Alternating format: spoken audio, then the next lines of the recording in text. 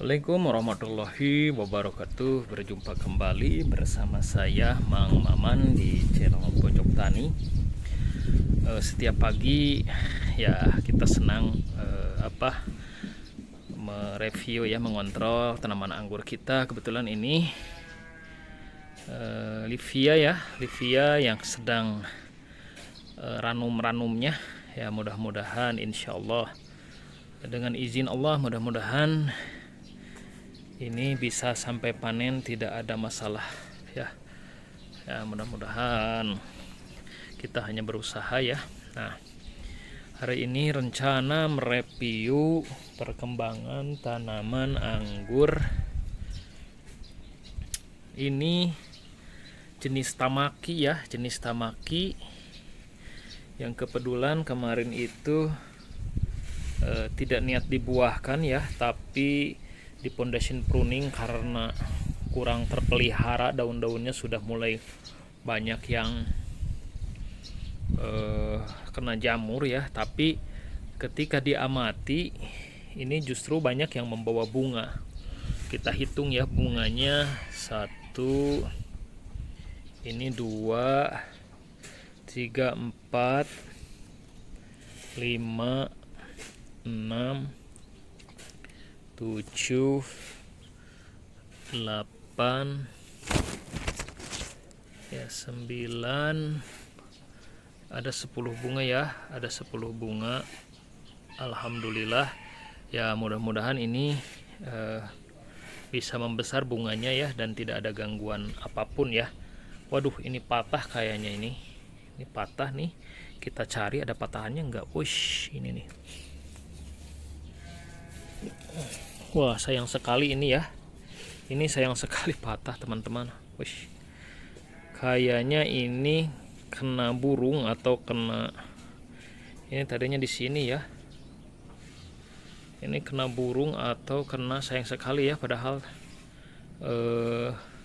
bakal bunganya lumayan besar ya, dompolannya. Ini sepertinya kena burung karena saya tidak ikat ya kemarin itu. Jadinya seperti ini ya, tidak masalah ya. Nah, alhamdulillah ini tidak terlalu banyak mendapatkan sinar matahari ya, teman-teman. Jadi ini hanya di pagi hari saja dan di sore hari ya. Di pagi hari hanya 1 jam mungkin ya, dan di sore hari saja kena sinar matahari, yang kebetulan ini di atapnya seperti ini ya. Ini juga sama ya, ini hanya pagi hari saja dapat sinar ya. Ya mudah-mudahan ini tidak masalah. Nah, ingin berbagi saja ya tips. Saya pun ini mengimplementasikan, mempraktekkan apa yang saya dapatkan ilmu dari teman-teman para pengangguran yang sharing ya.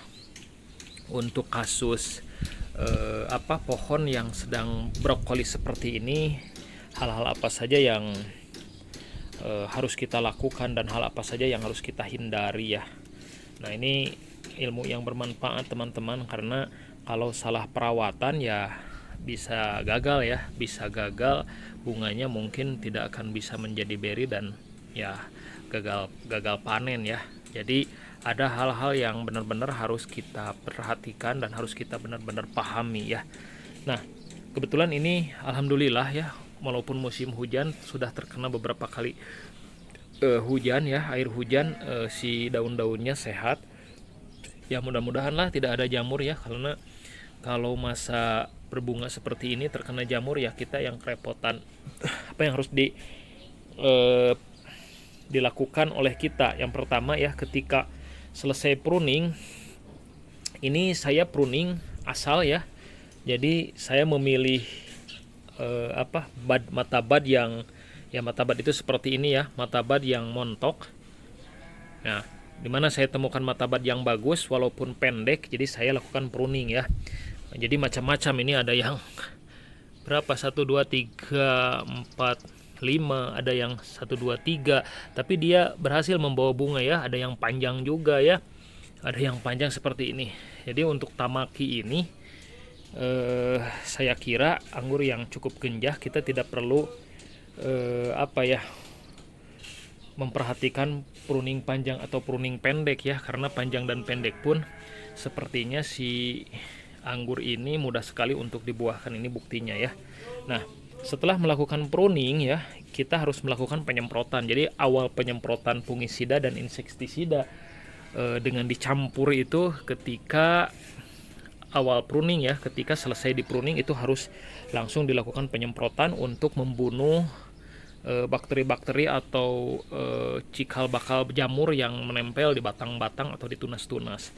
Jadi itu pertama kali melakukan penyemprotan dengan fungisida ya, dengan fungisida.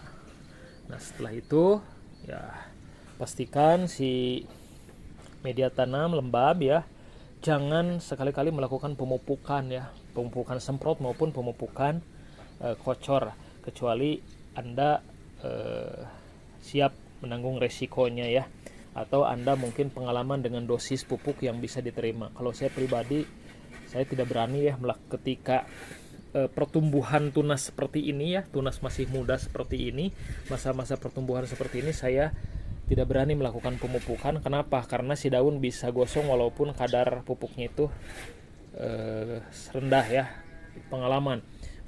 Ataupun disemprot. Nah ini seperti ini nih. Nah ini daun ini kenapa bisa gosong seperti ini, dan daunnya yang di bawah ini sudah gosong ya, sudah saya buang ya. Kenapa seperti ini?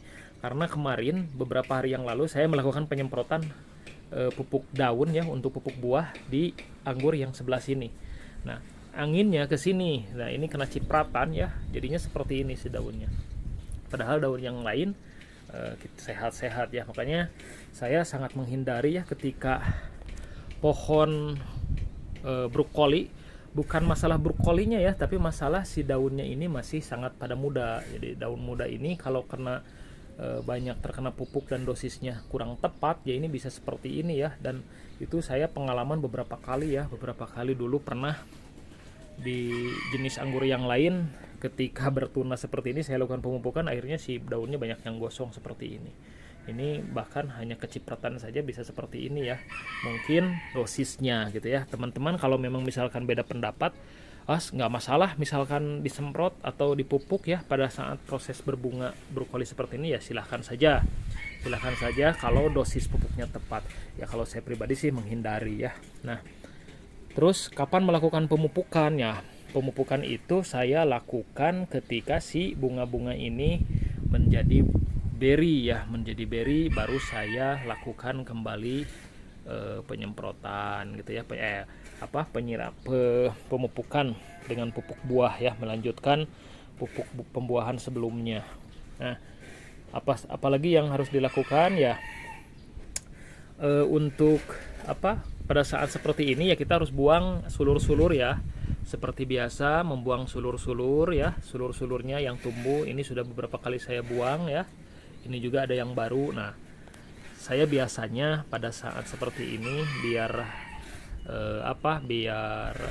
nutrisinya tidak fokus ke sulur ya, biasanya saya buang-buang sulurnya. Nah, sulur-sulur seperti ini dari kecil pun saya buang ya, gitu ya, biar fokus ke batang dan ke buahnya.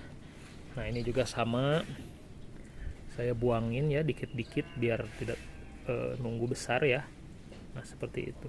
Nah untuk masalah potes pucuk, apakah boleh ketika anggur brokoli seperti ini pucuknya dipotes?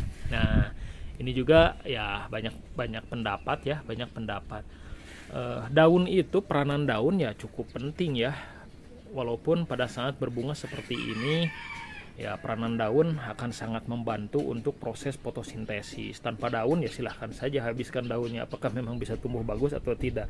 Kenapa? Karena daun ya seperti dapurnya, dia yang memproses nutrisi-nutrisi dari pupuk sehingga menghasilkan zat-zat yang dibutuhkan oleh tanaman. Makanya daun juga ya harus kita perhatikan kesuburannya gitu ya, jumlahnya. Nah kalau misalkan ingin dipotes ya, ini ada yang menyarankan sisakan 9-15 daun ya dari pangkal ini ya, dari pangkal buahnya. Nah, buahnya di sini. Nah, ini sisakan 9-15 daun. Itu baru bisa dipotes ya, untuk membatasi nutrisi terus mengalir ke pucuk. Nah, sehingga si nutrisinya bisa tersalurkan ke batang yang nanti akan digunakan untuk memproses zat-zat yang dibutuhkan oleh pembuahan. Nah, seperti itu teman-teman. Penyemprotan kalau beri seperti ini ya, atau brokoli ya, kalau berani ya silahkan saja. Kalau saya pribadi sih tidak berani ya, walaupun bentuk beri seperti ini. Kenapa? Karena ya ketika brokoli ya si daunnya masih muda ya, tentunya kita harus paham benar berapa dosis dosis fungisida dan insektisida yang diperlukan. Kalau memang misalkan kita tidak tahu dosis yang tepatnya, kenapa kalau salah dosis ya bisa hangus daun-daunnya. Lebih baik ya jangan dilakukan penyemprotan dulu ya kalau fase brokoli. Saya biasanya melakukan penyemprotan kedua itu ketika si bunganya sudah menjadi beri kecil ya, sudah beri set, makanya saya berani melakukan penyemprotan dengan fungisida. Nah, yang saya gunakan biasanya setengah sampai 1 gram, disatuin ya, setengah sampai 1 gram fungi ditambah setengah sampai 1 gram insek ya, dilakukan disemprot keseluruhannya untuk mengantisipasi bibit-bibit membunuh bibit-bibit jamur embun tepung ya, yang bisa menyerang beri-beri anggur ya, sehingga nanti si berinya tanpa kita sadari terserang, dan kalau sudah satu kali terserang biasanya burik ya, tidak mulus ya. Nah, akhirnya si berinya mudah pecah nanti seiring waktu, seiring membesar ya, seperti itu teman-teman. Nah, juga penyiraman jangan kita biarkan si media tanamnya terlalu basah, jangan juga kita biarkan media tanamnya terlalu kering, cukup lembab. Saya tutup seperti ini karena ini dekat genteng ya, kalau hujan kena ke sini ya, makanya saya tutup agar si air hujan tidak masuk ke media tanam ya. Dikhawatirkan pH-nya berubah atau terlalu becek ya, sehingga nanti bisa menimbulkan masalah-masalah pada akar ya, busuk akar atau fusarium ya. Nah, seperti itu teman-teman. Jadi itu yang bisa teman-teman lakukan ya. Yang penting kita jaga ketika berbunga seperti ini, kita jaga si daun-daunnya tetap sehat, si pohonnya subur ya. Selama daunnya sehat, pohonnya subur, tidak terserang jamur ataupun serangga, ya insya Allah pembuahan anggur teman-teman ya akan sukses sampai dipanen ya. Seperti itu teman-teman. Ya mudah-mudahan bermanfaat, hanya sharing saja ini, berbagi saja sambil mendokumentasikan pengalaman yang juga pernah saya lakukan ya teman-teman. Terima kasih, salam hijau, salam pengangguran.